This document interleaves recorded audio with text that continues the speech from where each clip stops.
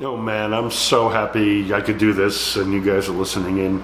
I hope you're having fun. I'm having a blast and I'm so glad we can do this. I'm so glad we had this time together.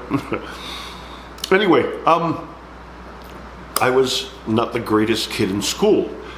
I was very smart. Like in fourth grade, my reading was like on 9th or 10th grade levels. My math wasn't so good. My science was real good. In those days, they used to individually test you on areas, so they couldn't leave me back. But my behavior wasn't great. My mom was really abusive at home, which I've mentioned before, and I will do another piece. I don't want to do it right now because I don't want all this heavy stuff clumped into all these close back-to-back episodes. But I went to junior high school and went to military. My parents took me to military school, sent me to military school down in Florida, and I didn't like it, and I wound up getting out of there and running away. And then I went over Christmas. I hid. I missed my flight purposely, told my parents I didn't want to go back. They spent all this money at the Florida Air Academy. They had one in Melbourne, they had one in Fort Lauderdale, and I was in Fort Lauderdale, and I couldn't stand it. Anyway, I'm too much of a rebel for that. So, came to go to high school after 8th grade. My mom, well, back up. I wanted to be an actor. That was my thing. I was going to be an actor. And I went to the Academy of Dramatic Arts on Madison Avenue. I remember taking the subways in. My God, take the subway into 34th Street and walk from Broadway, where Macy's is right on the corner, past Corvettes and Gimbals and all these stores that are not there anymore. Macy's.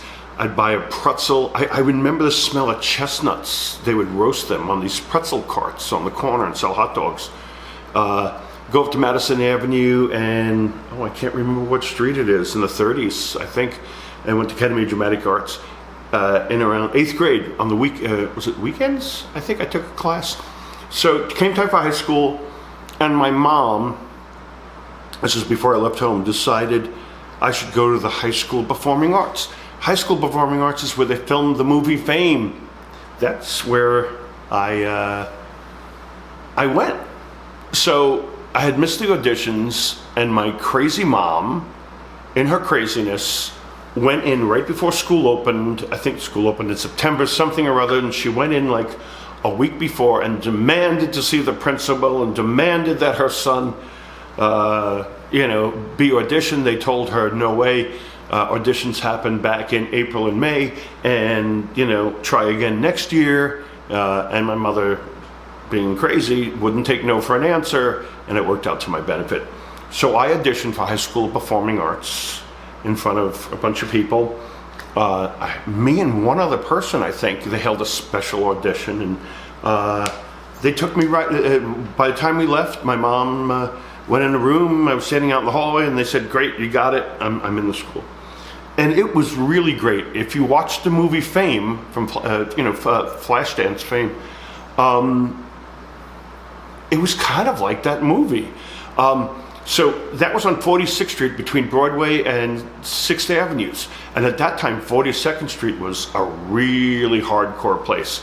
I mean, if you ever seen one of those blaxploitation movies like Shaft or any of those things, 42nd Street was pimps and hookers and drug dealers and junkies and shady stuff. The movie theaters were seedy, open 24 hours, running continuous porn, peep shows.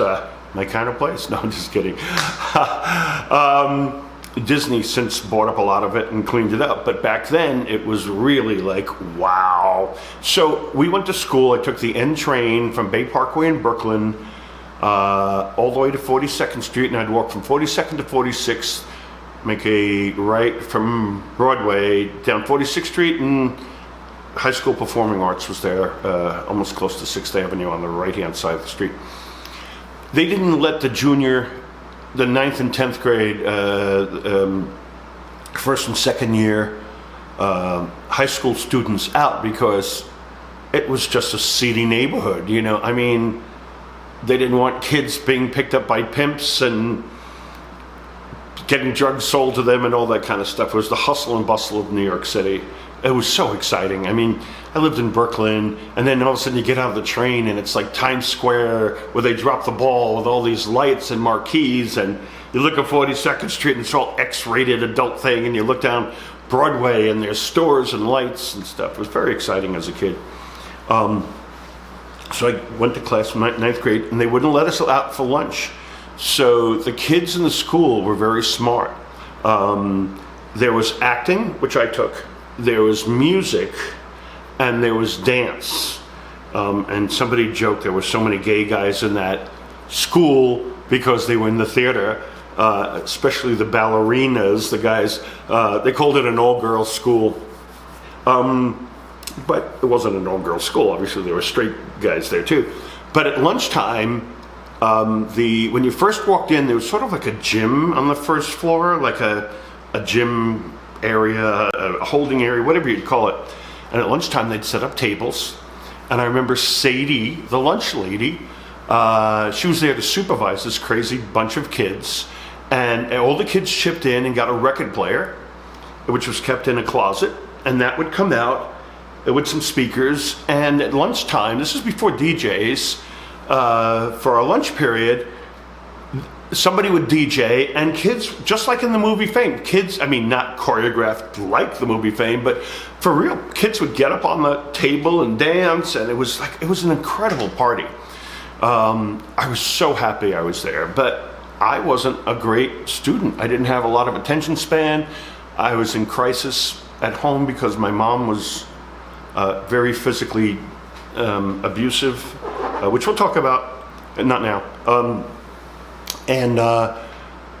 We took, typing classes and math and science and all those kind of classes, but there was theater classes, and each music, dance, and acting had to take one of the other classes, so you were well-rounded. So as actors, we had to take some sort of a music course, which I knew nothing about. I still can't read or write music. That's a whole other story. But and we had to take ballet, and I still remember my first, second, third, fourth, fifth foot positions and all that kind of changement and demi-plies. We had to learn this stuff because if you were an actor, you had to be well-rounded in the arts. And I remember we took voice and diction lessons.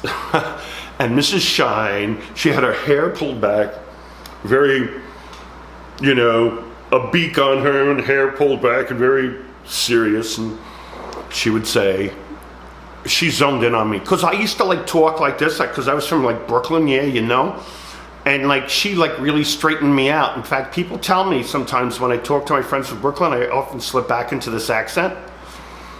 So she would say, superintendent, and I'd say, superintendent. And she'd say, no, superintendent. I go, superintendent. It was kind of like that thing in My Fair Lady where, what's his name?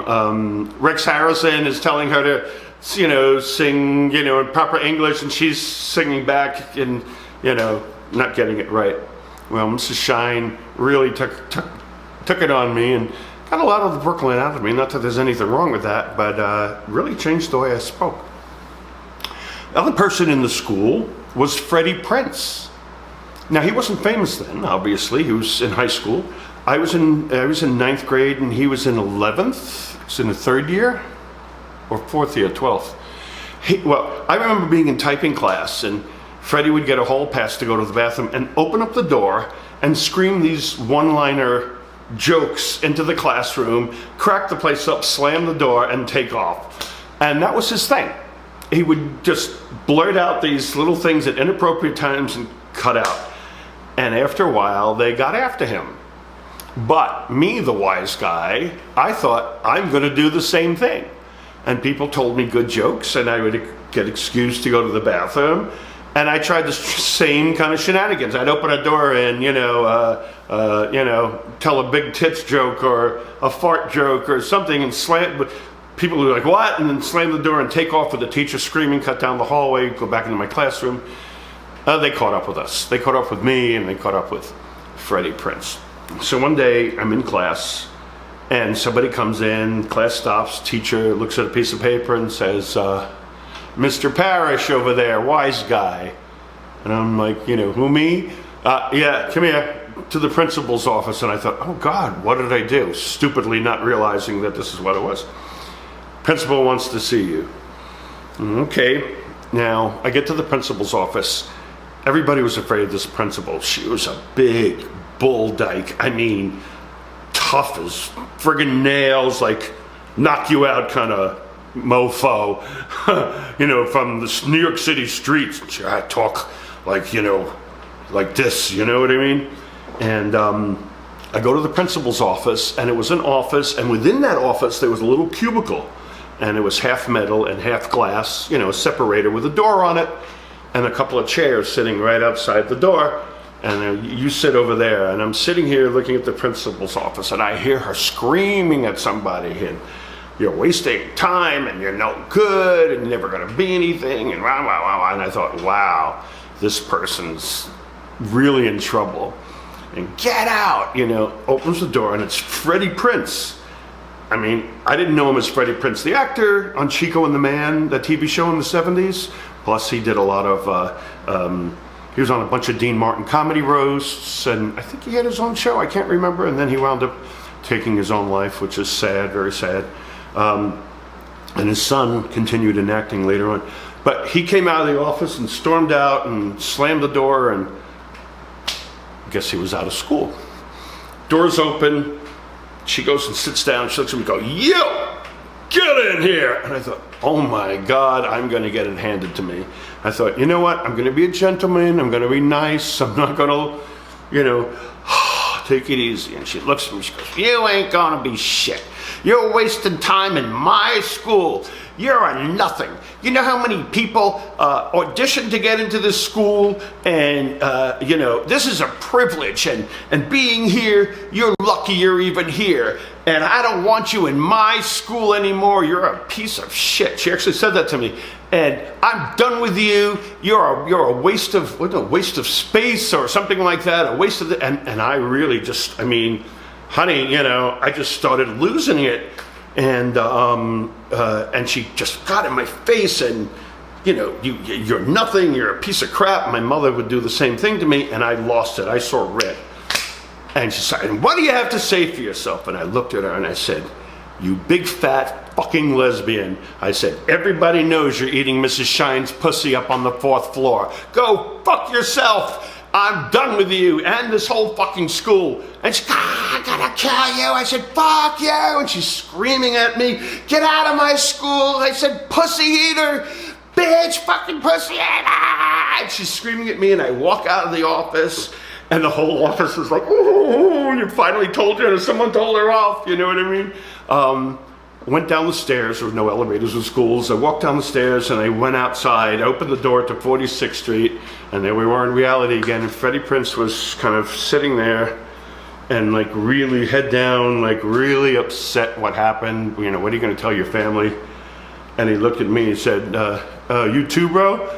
And I was like, "Yeah, me too."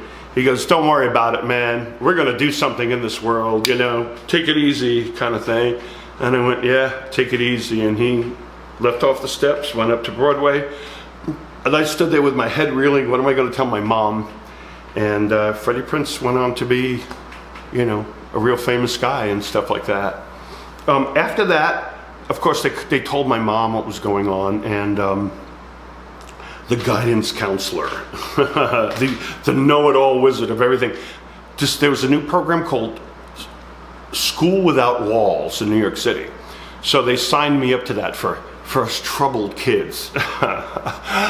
I was good in school. I did my homework. My grades were great. I just couldn't sit still because of, you know, anxiety and all that stuff that was going on at home, like a broken home.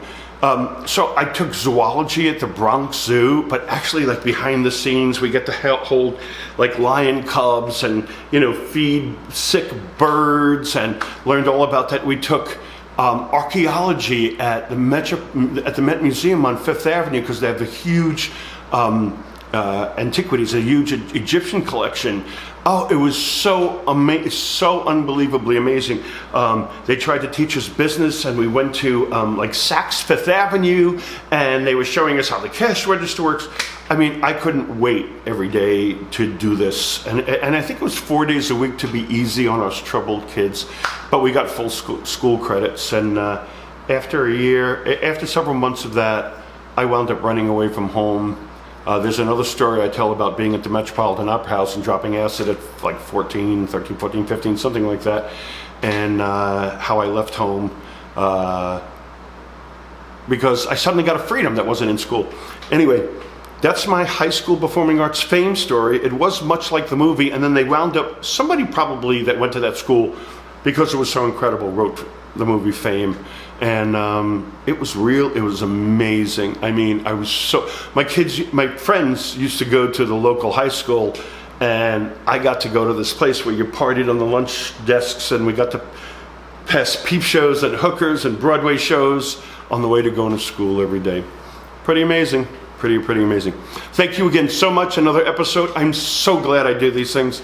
The wheels are turning in my brain, and I'm always trying to think of good things to tell you guys, and I'm trying to space out the bad stuff with the good stuff. If you like it, hit the thumbs up so I know I'm doing the right thing. Comments are always welcome. I always look at them and all that kind of stuff. And if you can subscribe, it really helps the channel. Please share with your friends.